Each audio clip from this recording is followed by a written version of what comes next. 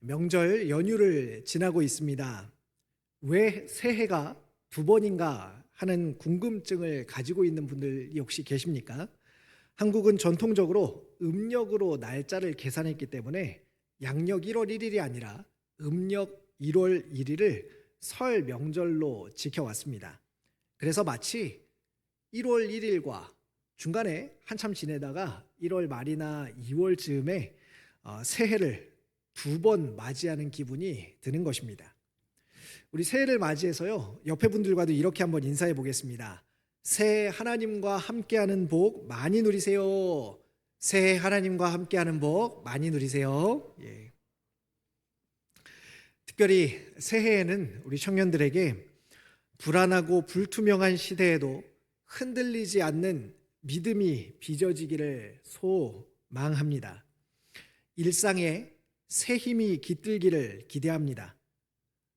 여러분들이 수고하는 일마다 성장과 열매가 있기를 응원합니다.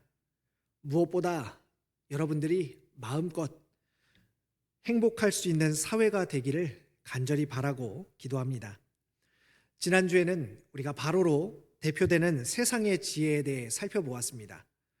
하나님께서 창세기에서 아브라함에게 주셨던 두 가지의 약속. 첫 번째는 무엇이죠? 자손의 번성, 그리고 가나안 땅을 주시겠다는 약속이 있었는데요. 애굽에 거주하는 430년이라는 기간 동안에 어마어마한 인구의 증가가 일어나게 되었습니다. 후손을 번성하게 해주겠다는 하나님의 약속이 성취된 것입니다. 그러면 남은 것은 약속의 땅 가나안으로 가는 것입니다.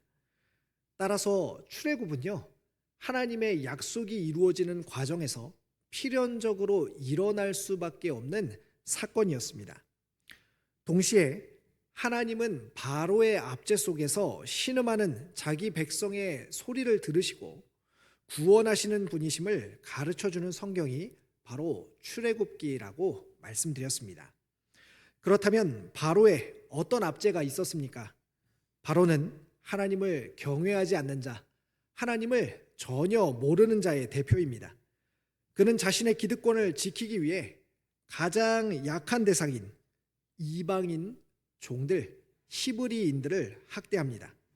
노동에서 중노동으로, 그리고 은밀한 살해 지시에서 공개적인 살해 명령으로 더욱더 악해지는 모습을 보여줍니다. 그리고 이처럼 무슨 수단과 방법을 써서라도 자신과 자신이 속한 집단의 이익을 대변하고 지키는 것을 가리켜서 세상은 지혜롭다라고 말한다고 했습니다. 그런데 이런 세상의 지혜는 과거 이집트의 파라오에게만 있었던 것은 아닙니다. 오늘날에도 여전히 바로와 같은 존재에게 인간의 존엄성을 박탈당하고 신음하는 사람들이 있습니다. 부당한 대우를 받지만 더 부당한 대우를 받을까 두려워서 자기 자신을 탓하며 살아가는 사람들이 너무나 많습니다. 가정에서, 사회에서, 심지어는 교회에서도 바로의 지혜를 가지고 우리가 지혜롭게 대하자라고 말하는 이들이 있습니다. 반면 하나님 나라의 지혜는 어떻습니까? 사람들의 생명과 자유를 보호하고 풍성하게 하기 위해서 발휘되는 지혜를 바로 하나님 나라의 지혜라고 했습니다. 히브리 산파들이 발휘한 하나님 나라의 지혜로 인하여서 바로의 지혜는 실패하는 듯 했습니다. 그러나 바로의 공개적인 살해 명령으로 태어난 지 얼마 되지 않은 히브리 남자아이들은 다시 모두 죽게 되었습니다. 이와 같은 위기의 상황에서 성경은 오늘 한 아이에게 집중하고 있습니다. 출애굽기 2장 2절과 3절 말씀인데요. 우리 같이 한번 펴서 읽어보도록 하겠습니다. 시작. 그 여자가 임신하여 아들을 낳으니 그가 잘생긴 것을 보고 석 달 동안 그를 숨겼으나 더 숨길 수 없게 되매 그를 위하여 갈대 상자를 가져다가 역청과 나무진을 칠하고 아기를 거기 담아 나일 강가 갈대 사이에 두고. 한 레위인 부부가 바로의 명령을 어기고 3달 동안 아이를 숨긴 채 키워왔습니다.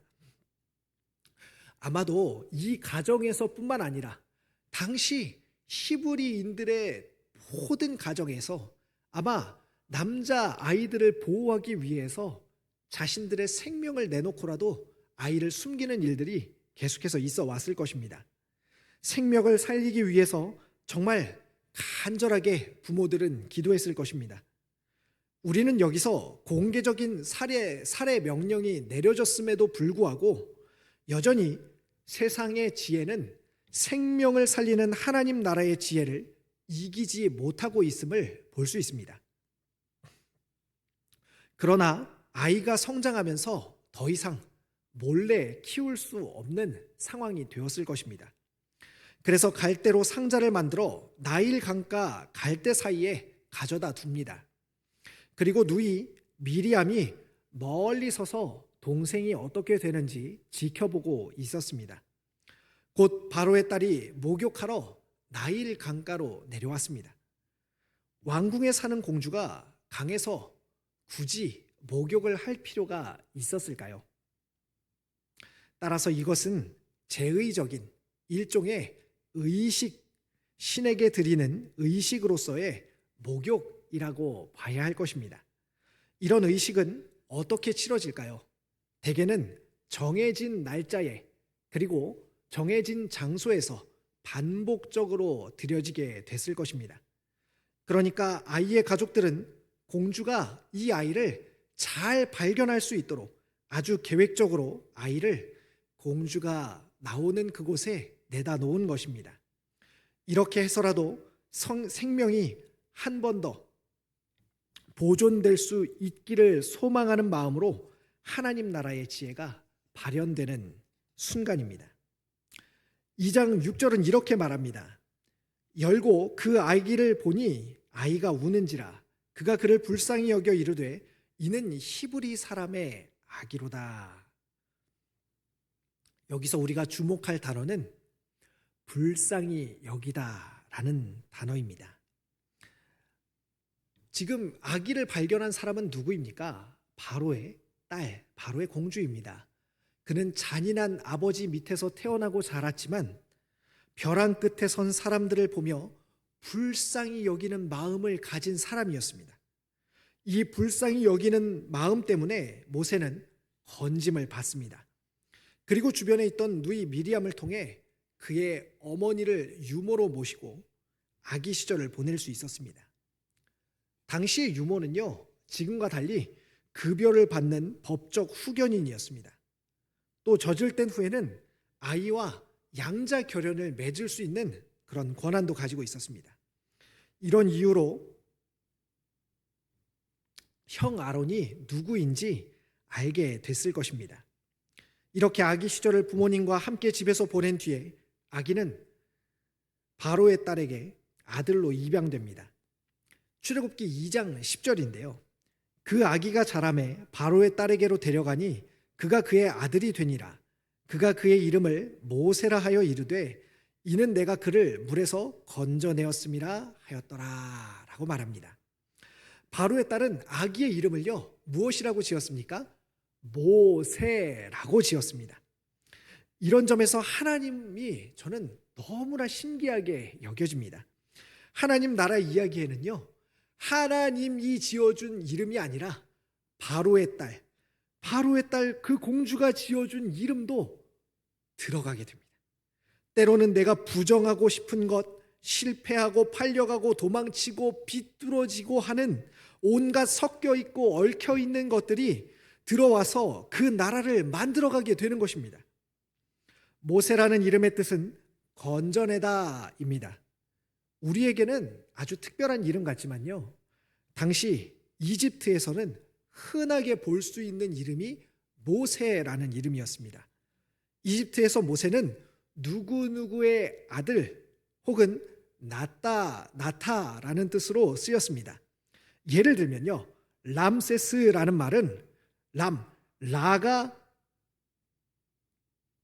모세 자식을 라가 태어나다라는 뜻이었습니다. 람과 세스, 모세스, 그러니까 미음 세스가 겹쳐져서 라세스, 그래서 라가 자식을 낳다, 라가 태어나다라는 뜻인 것이죠. 물에서 건져냈다는 것은 히브리어 뜻입니다. 이처럼 바로의 공주에 의해 모세는 건짐을 받았습니다. 여러분 혹시 살면서 물에 빠져본 적이 있으십니까? 저는 6살 때 강물에 떠내려가 본 적이 있습니다. 비가 온 뒤 강가에서 놀다가 불어난 강물에 휩쓸려 떠내려갔었는데요. 아직도 의식이 끊어지기 전에 절박한 상황이 생생하게 떠오릅니다. 가족들에 의하면 거의 죽기 직전에 아버지에 의해서 구조되었다고 합니다. 온 가족들이 정말 하나님께 간절하게, 그 당시에는 저희 가족들은 믿지도 않았거든요. 그래서 간절하게 기도했다는 이야기도 듣게 되었습니다. 물에 빠지는 경험은 아니지만 현대 사회를 살아가는 우리들은요, 또 다른 무언가에 빠져 생명과 자유를 빼앗기는 경험을 하곤 합니다. 외로움에 빠진 사람들이 날로 늘고 있습니다. 불안과 걱정의 늪에 빠져 생명과 자유를 빼앗기고 있지는 않습니까? 돈과 성공에 빠져 소중한 사람들과 가족들을 담보로 잡힌 채 살아가고 있지는 않습니까? 유흥과 음란에 빠져 지내고 있지는 않습니까? 그리고 이런 삶을 살도록 부추기는 악한 사회 구조와 가치관에 빠져 점차 생명을 잃어가고 있지는 않습니까? 그럴 때 여러분은 누구에게 도움을 요청합니까? 어떻게 그곳으로부터 빠져나오기를 기대하고 있습니까? 여러분을 건져낼 사람, 건져내는 그것은 무엇입니까? 사람들은요, 누구라도 이와 같은 현실 속에서 나에게 관심을 가져주고 나에게 귀 기울여주고, 그래서 누가 나를 좀 건져내어서 이 땅에서 살만한 삶이 되도록 해주지 않을까라는 기대함을 가지고 저마다 자신이 의지하는 이곳 저곳을 찾아 헤매게 됩니다. 누군가는 자신의 영향력을 더 확대하면 누군가 그것을 보고 나를 건져내 주지 않을까 하는 마음으로 SNS에 자신의 활동과 자신이 어필하고자 하는 그 모든 것들을 올리며 사람들의 관심을 찾아서 이곳저곳 헤매기도 합니다. 또 누군가는 내가 가진 학벌과 내가 가진 학력들, 내가 가지고 있는 조건들이 더 나아지기만 한다면 그것을 보고 사람들이 혹은 직장에서 더 나은 곳에서 나를 스카우트하여서 내가 좀 더 살만한 사람, 내가 이 빠져가는 사회와 같은 곳에서 헤엄쳐 나와 나만의 삶을 살 수 있도록 해주지 않을까라는 마음으로 간절하게 자신의 삶을 조금 더 높은 고지로 달려가도록 하기 위해서 애쓰고 있는 분들도 계실 것입니다. 그런가 하면요, 나와 함께 하는 사람들이 조금 더 영향력 있고 인기 있고 많은 재물을 소유한 사람들과 함께 하게 되면은 그 권력이나 그 물질에 내가 조금 더 유익을 얻어서 나도 그와 같은 삶을 살 수 있지 않을까 하는 마음으로 또 다른 누군가를 찾아 헤매는 사람들이 있지는 않습니까? 오늘 말씀은요, 먼저 이러한 물에 빠져 허우적거리고 있는 우리들에게 하나님께서 어떤 도움의 손길을 보내시는지를 보여줍니다. 히브리 산파들에 이은 부모와 형제들의 헌신이 있음을 우리에게 가르쳐 줍니다. 히브리 산파들에 이어서 모세를 살리기 위해 목숨을 걸고 아기를 숨겼던 부모와 가족들의 희생이 모세를 죽음에서 건져냈습니다. 그러나 여러분 어떻습니까? 모세의 가족들도 모세를 죽음의 위협으로부터 끝까지 지켜낼 수 없었음을 우리는 확인할 수 있습니다. 그 다음 모세를 건져낸 것은 누구입니까? 바로의 딸 공주가 모세를 건져냅니다. 바로의 딸은 모세의 부모보다 훨씬 더 안전하고 확실한 건져냄을 제공하였습니다.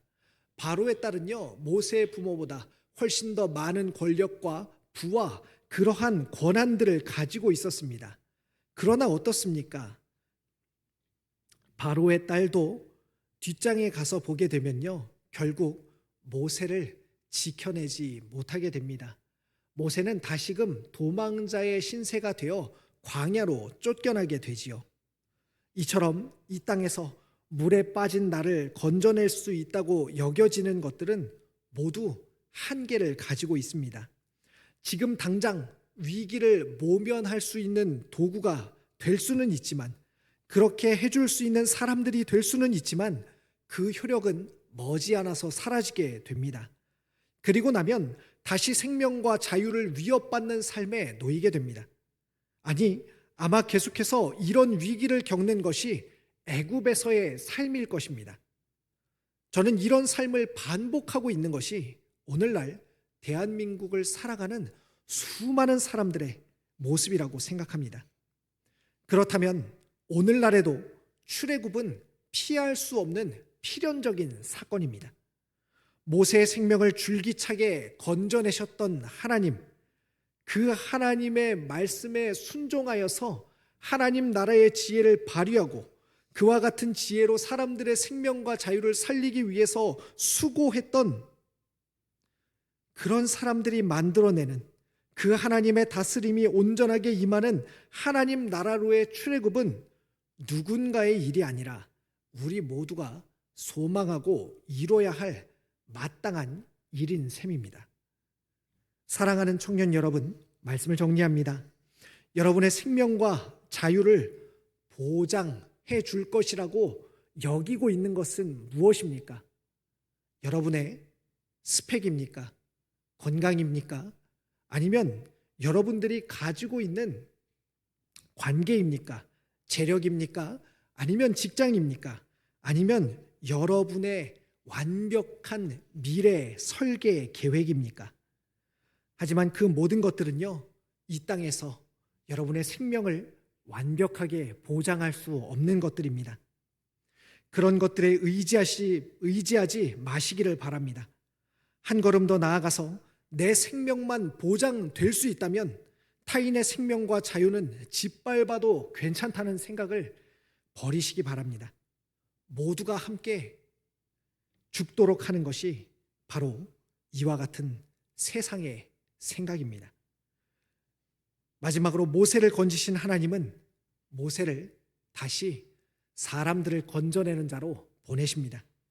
마찬가지로 오늘 나를 건지시는 하나님은 다른 이들을 건져내는 삶으로 나를 부르고 계심을 기억하시기를 바랍니다. 하나님을 의지하셔서 여러분의 생명을 보장받기를 바라시며 또 그 하나님의 부르심을 따라 다른 사람들의 생명을 건져내는 이로써 여러분의 삶으로 보냄 받으시기를 바랍니다. 오늘도 이와 같은 은혜가 우리 모두에게 있기를 간절히 축원합니다. 기도하겠습니다. 하나님, 우리의 삶을 죽음의 위협으로부터 건지시는 주님,